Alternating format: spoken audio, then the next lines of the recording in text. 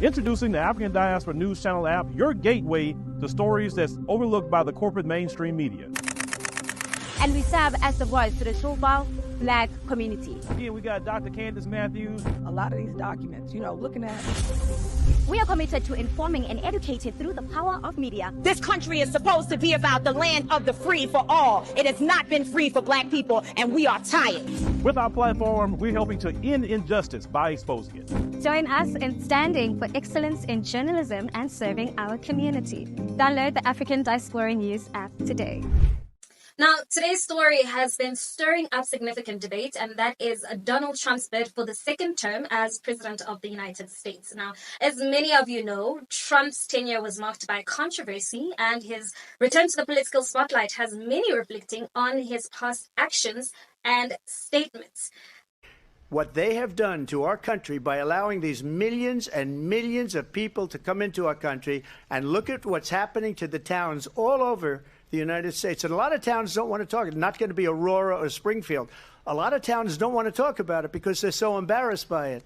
In Springfield, they're eating the dogs, the people that came in. They're eating the cats. They're eating the pets of the people that live there. And this is what's happening in our country, and it's a shame. I just want to clarify here. You bring up Springfield, Ohio, and ABC News did reach out to the city manager there. He told us there have been no credible reports of specific claims of pets being harmed, injured, or abused by individuals within the immigrant community. Well, I've seen people on television. Let me just say here, this is the people on television say my dog was taken and used for food. So maybe he said that, and maybe that's a good thing to say for a city manager. I'm not taking this from but television. But the people I'm on taking it from television the city saying manager. their dog was eaten by the people that went there. Dumelang, Absheni Ralocha Sanwanani Molueni. My name is Naledi Mfoloe, and it is my absolute pleasure to welcome you to the latest edition of the African Diaspora News channel, where we unravel the stories that shape our world and our communities. Donald Trump's recent campaign announcement has reignited discussions about his record. Now, from his business venture to his time in the White House, Donald Trump is no stranger to controversy. Now, his outspoken nature has left no one untouched, including communities worldwide.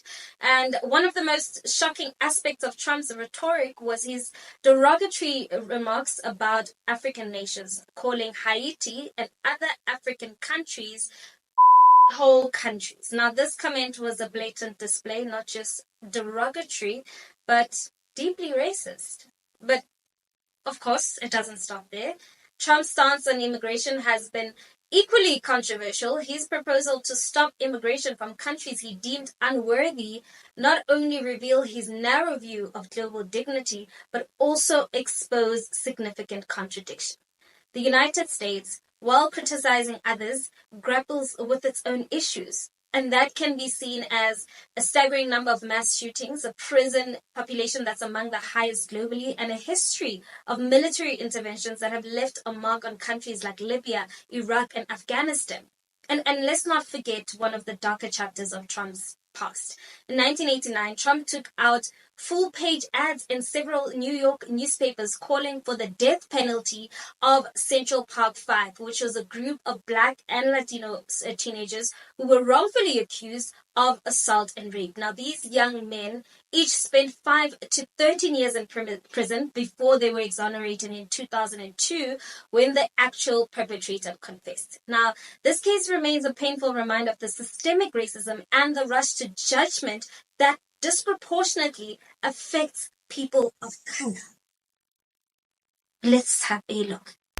You better believe that I hate the people that took this girl and raped her brutally. You better believe it.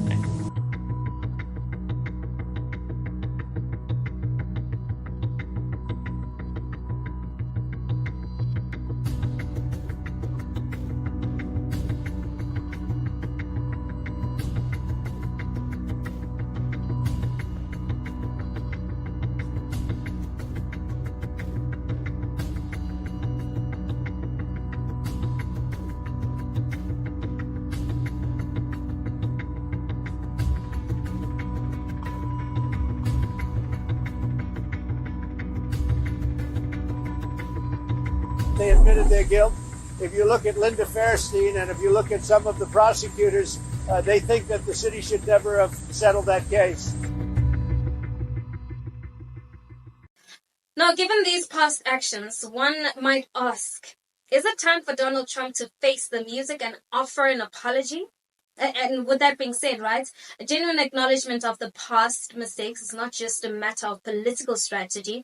It's a question of moral responsibility. Apologizing for such harmful statements and actions could potentially be a step forward to addressing the deep-seated issues of racial injustice and equality that still persist in America. Now, as Trump campaigns for another term, I believe that the U.S. voters should consider not just the promises he's making now, but also the implication of his past behavior. How can a leader who has made such divisive and damaging statements about race and immigration be trusted to unite a nation and tackle its most pressing issues? You must consider whether a leader who has shown such disregard for marginalized communities can truly address the systemic issues that continue to affect Black communities. Now, it's clear that Trump's presidency was a period of intense division and controversy. His actions and statements will undoubtedly influence the upcoming elections. And as we look ahead, the question remains, can Trump address his past and earn the trust of those he has hurt? Or will his previous transgressions actually overshadow any potential for redemption? We want to hear your thoughts. Share your views in the comments section and don't forget to give this video a thumbs up while you're at it. Thank you so much for watching. That's it from me. Till we meet again, it is